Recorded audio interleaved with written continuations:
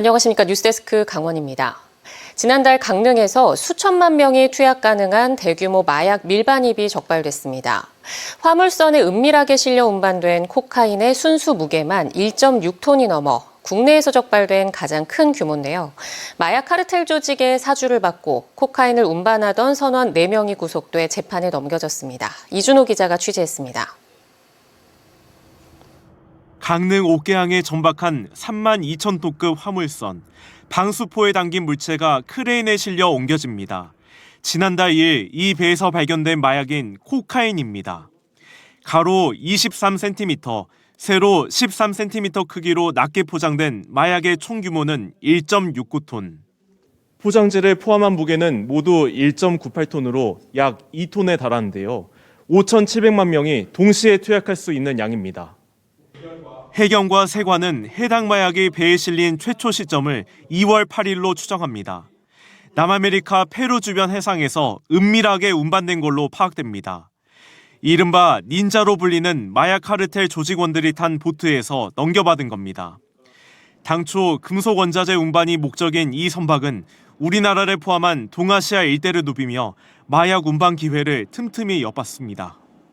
파나마에서 우리나라 당진항, 중국 장자강항, 자프항을 거쳐 우리 옥계항으로 입항할 때까지 총 4차례의 코카인 하역 시도 사실을 확인하였습니다. 이번 마약 운반에는 필리핀인 선원 8명이 관여한 걸로 파악됩니다. 이 가운데 강릉 옥계항에서 붙잡힌 선원 4명은 검찰이 구속 상태로 재판에 넘겼습니다. 또 마약 운반을 도운 뒤 남아메리카 페루와 충남 당진항에서 앞서 배에 내린 선원 4명과 마약 조직원들은 해경이 추적 중입니다. 마약 카르텔에 대한 추적 단서도 일부 확보하여 미, FBI, DEA, 인터폴 등과 공유하며 공조 수사도 진행하고 있습니다. 해경은 우리나라에서 해당 마약을 직접 유통하려 한 구체적인 정황은 현재 확인되지 않았다면서도 국제 공조를 통해 수사를 확대할 계획입니다. MBC 뉴스 이준호입니다. 제21대 대통령 선거 사전투표가 내일과 모레 이틀간 실시됩니다. 오늘 하루 각 지역마다 사전투표소가 마련됐는데 사전투표소가 변경된 곳도 있고 투표소에서 인증샷을 찍으면 처벌을 받을 수도 있어 유권자들의 주의가 필요합니다. 김인성 기자입니다. 강릉시 홍제동 사전투표소인 강릉초등학교 백년관. 홍제동 주민센터 직원들이 나와 기존에 쓰던 학생들 교육시설을 치우고 투표 관련 시설물들을 설치합니다. 학교 밖 담장에도 안내문을 붙이고 사전투표소 안내 펼침막도 내걸었습니다. 제21대 대통령 선거 사전투표소를 설치하고 있습니다. 투표가 공정하게 이루어질 수 있도록 사전투표소 관리에 철저를 기하도록 하겠습니다. 사전투표를 할 땐 반드시 신분증을 가져가야 하는데 모바일 주민등록증이나 운전면허증, 국가보훈등록증 같은 모바일 신분증으로도 투표를 할 수 있습니다. 강릉의 21곳, 춘천과 원주 각 25곳 등 도내에는 각 읍면동마다 한 곳씩 모두 193곳의 사전투표소가 마련됐습니다. 지난 국회의원 총선거 때와 비교해 사전투표소가 달라진 곳이 있고 사전투표소와 본투표소의 위치가 다른 경우도 있습니다. 이 때문에 선거관리위원회 홈페이지나 각 가정으로 배부된 투표 안내문을 보고 사전투표소 위치를 확인해야 합니다. 또 투표소 안에서 인증샷을 찍을 경우 공직선거법에 따라 처벌받을 수 있어 유권자들의 주의가 필요합니다. 투표에 참여하시는 선거인들께서는 투표지를 촬영하거나 투표지를 오훼손하시는 경우 투표소 안에서 특정 후보자를 지지 또는 반대하는 행위를 하시는 경우 공직선거법에 따라 처벌받으실 수 있으니 각별히 주의 부탁드립니다. 지난 20대 대통령 선거 당시 강원도의 사전투표율은 38.42%, 횡성군이 44.49%로 도내에서 사전투표율이 가장 높았고 철원군이 34.02%로 가장 낮았습니다. 역사상 두 번째 대통령 탄핵 사태를 겪으며 3년여 만에 치러지는 제21대 대통령 선거의 사전투표는 내일과 모레 이틀간 오전 6시부터 오후 6시까지 치러집니다. MBC 뉴스 김인성입니다. 서핑 문화의 중심지로 자리 잡은 강원도 양양해변 지역에 대해 최근 악의적인 게시글이 인터넷상에 유포돼 지역 이미지를 훼손하고 있습니다. 일부 커뮤니티에서 성적으로 문란하다거나 마약까지 한다는 글을 조직적으로 유포한 정황이 포착돼 양양 지역이 법적 대응에 나설 계획입니다. 김영호 기자가 보도합니다. 지난 2023년 8월 한 인터넷 사이트 커뮤니티에 악의적인 성폭력 관련 글이 올라왔습니다. 양양 서핑 해변을 찾은 여성이 흑인 2명에게 성폭행을 당했다는 겁니다. 없는 사실을 꾸며낸 이른바 주작 게시글로 밝혀지면서 해당 원문은 삭제됐지만 관련 내용은 각종 온라인 커뮤니티와 SNS에 퍼져 지역 이미지를 훼손시켰습니다. 해당 글에 언급된 숙박업소 관계자가 사실 무근이라며 반박 자료까지 냈지만 소용이 없었습니다. 이제 이걸로 인해서 여기에 계신 많은 상인분들이 타격을 너무 심하게 입으니까 정확하게 좀 조사가 좀 이루어지는 게. 이런 게시글은 내용만 조금씩 바뀌며 해마다 양산되고 있습니다. 외국인, 마약, 성폭력의 자극적인 이야기가 서핑 문화와 결부되면서 양양은 기피해야 할 장소라는 프레임이 형성되고 있습니다. 이런 악성 루머의 피해를 본 건 젊은 층에게 해양 관광으로 인기를 끌었던 양양의 서핑과 숙박업체들이었습니다. 예전에는 양양에 산다 그러면 다들 와 멋있다 좋겠다 그랬는데 요새는 이상하게 쳐다보시는 분들이 많아가지고 그게 제일 안타깝습니다. 유흥이나 성적인 이미지가 부각되는 게. 이런 왜곡된 거짓 내용을 누군가 특정 의도를 가지고 퍼뜨린다는 주장이 제기됐습니다. 지난달 양양 서핑 업체들이 왜곡된 지역 이미지를 바꾸기 위해 SNS에 카드 홍보 뉴스를 올렸습니다. 일부 온라인 커뮤니티에서 이를 복사해 올렸고 게시 이틀 만에 100만 회 이상의 조회수를 기록하며 2,000개가량의 댓글이 달렸습니다. 별 내용이 아니거든요. 그게 100만 조회수가 갑자기 나오는 게 사실 쉽지가 않더라고요. 동시다발적으로 이루어지고 아이디도 되게 흡사하게 이루어진다는 점에서는 의도된 게 아닌가라고 저는 추측하고 있습니다. 전문가들은 이런 왜곡된 내용이 여과장치나 사실 검증 없이 자극만을 노리고 무차별하게 퍼지고 있다는 데 집중하고 있습니다. 사람들의 이야기가 급속도로 눈덩이처럼 이 스노우 이펙트로 변화가 되면 이 효과가 도미노 현상이 나타나거든요. 정직한 소리를 한다고 하면 또 화살을 받을까 봐. 서핑 업체들은 허위 게시물로 명예훼손뿐만 아니라 지역에 대한 관광객 기피로 경제적 피해까지 발생하고 있다며 게시물 유포 금지 조치와 경찰 수사를 의뢰했습니다. MBC 뉴스 김영호입니다.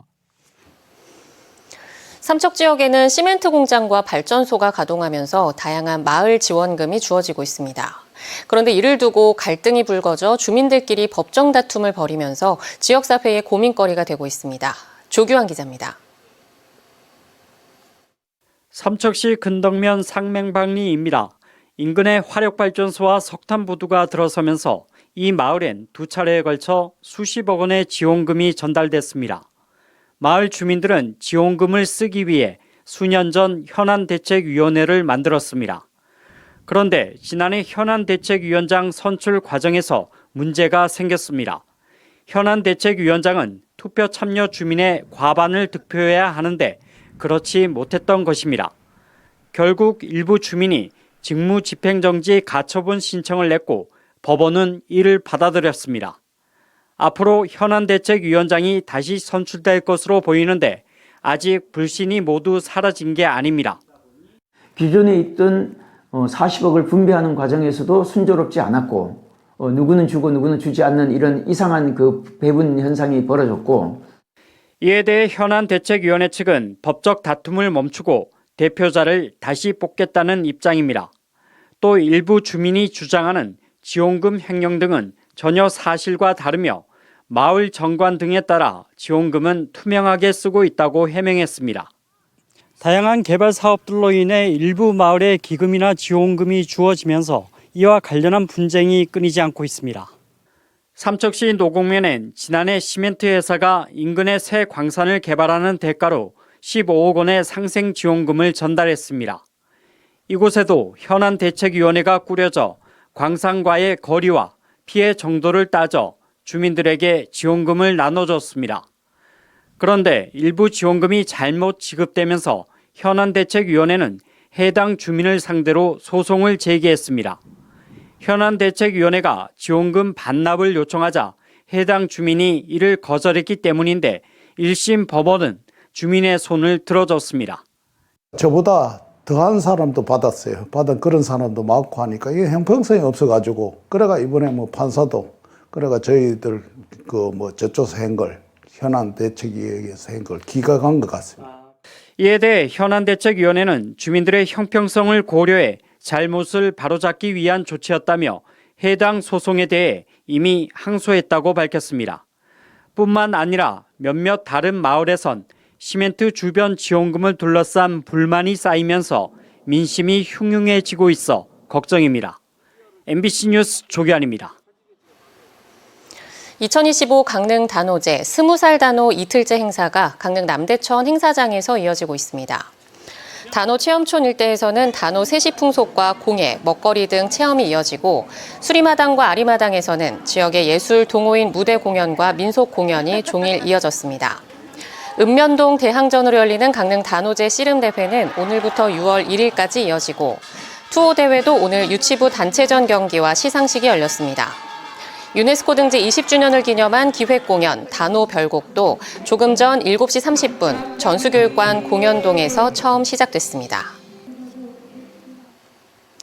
국립강릉원주대학교가 외국인 유학생 유치를 확대하기 위해 베트남 유학원 관계자 30여 명을 초청해 홍보 설명회를 열고 있습니다.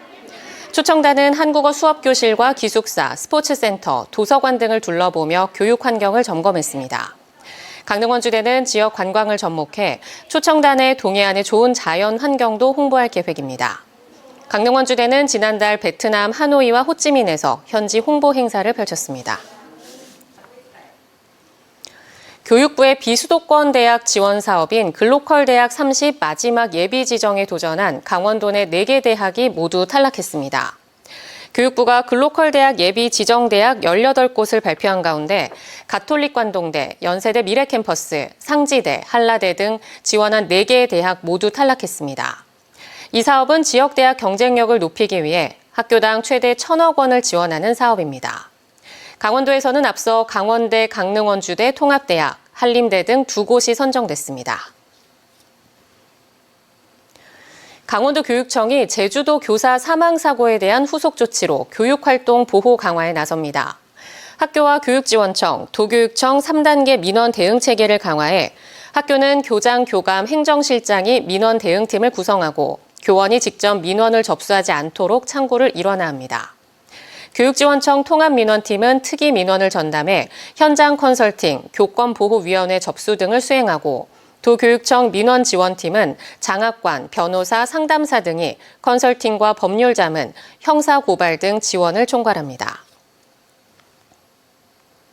강릉 단오제 유네스코 등재 20주년을 기념해 2025 세계 무형문화유산 도시연합 ICCN 총회가 오늘부터 31일까지 나흘간 이어집니다.